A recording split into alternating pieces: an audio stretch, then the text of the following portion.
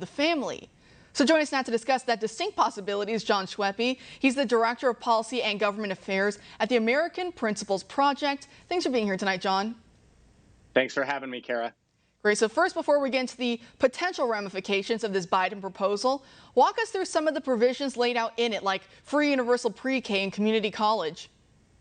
Yeah, I mean, as you said, this is a big government takeover of the family. We're talking about $1.8 trillion.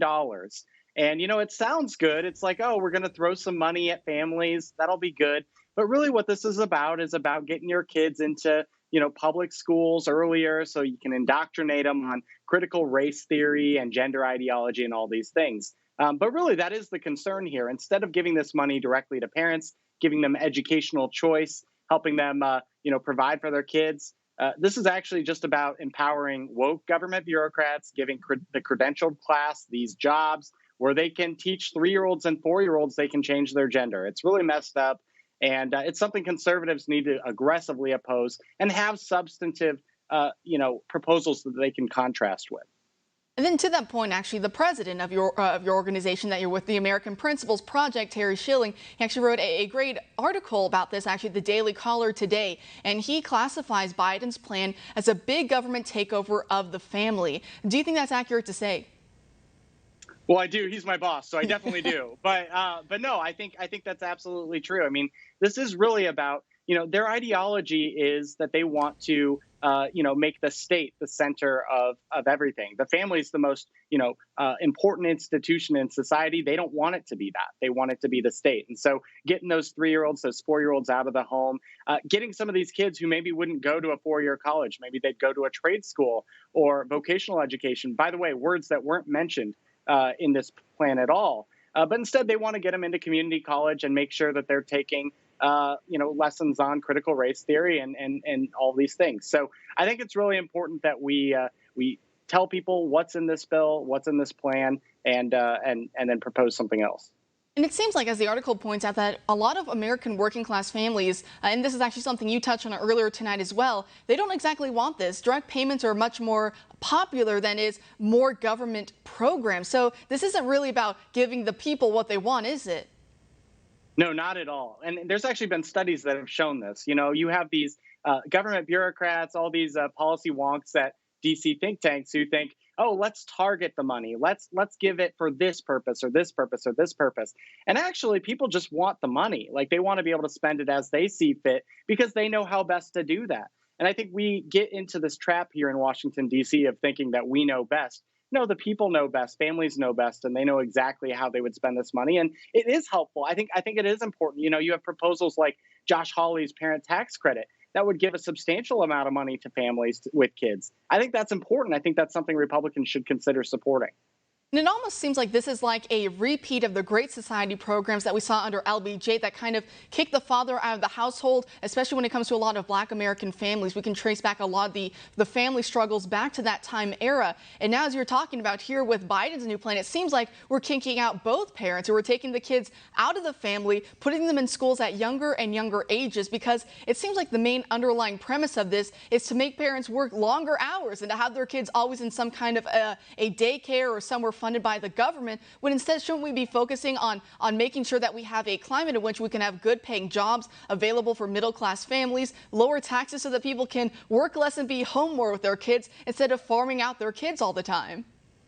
No, I think that's brilliantly put. I mean, the ideology here is the highest good is having the parents outside of the home working 60 hours a week for some soulless corporation. And that's what a good life is. It's not spending time with your kids. Let us handle that for you. And that's nuts. And you talk to working families, that's not what they want. They want to be able to earn a good living. They want to spend time with their families. They want to live life to the fullest. And it's not necessarily, having 2 people working multiple jobs and barely getting by and having to pay all this money. So I think that's a good point. And also at the same time, you hear Democrats, they make a great point. Well, they make a point, I guess I should say, about when it comes to college education and the amount of debt that kids are saddled with.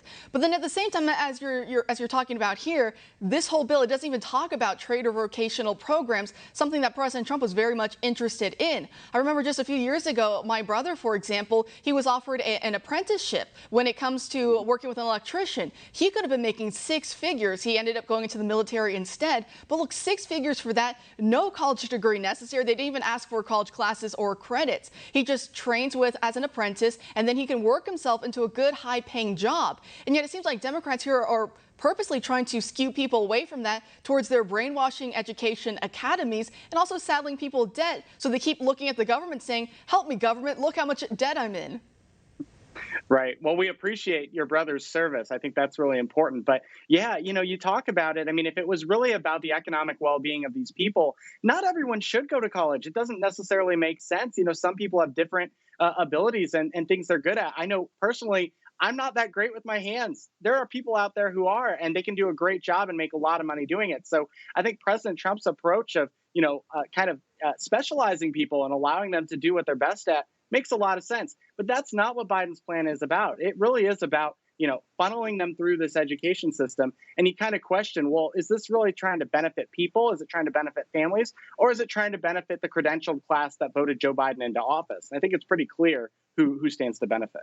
That's actually a great point. And also at the same time, it's something I'm very proud about and I've talked about before, but I don't have a university four-year degree. I don't have a bachelor's degree. It was my way of a small rebellion against the system. I went to community college for math and science, actually. That's what my associate's degrees are in. But it's something, like I said, I do have pride in that. I was able to escape these universities, escape getting 50 or even 100 grand into debt by a university that hates my guts anyway. So any way to fight that system and to take power away from them, I think is a great avenue for young people to do. And also, just before I let you go, as you mentioned earlier with Senator Josh Hawley and some others, how can populist-minded conservatives right now meet this challenge that we're seeing that Biden, we see what his plan's about, but what can conservatives offer? Well, I think conservatives have to get out of the old framework, right? Like, we do have to treat this like a political issue. There are elements in Biden's plan that are very popular. The child allowance, for example, is going to prove to be extremely popular. So I think Republicans have to recognize, the era of small government might be over here. We do have to consider, being popular and getting people to support our policies, because ultimately these culture war fights are so critical. And so, if we're not willing to compete and come to the table, and I think the best way to compete is by giving people cash directly. If we're not going to do that, then, that's going to be a problem for us in 2022 and beyond. John, thank you so much for taking time out of your busy day to come join us tonight.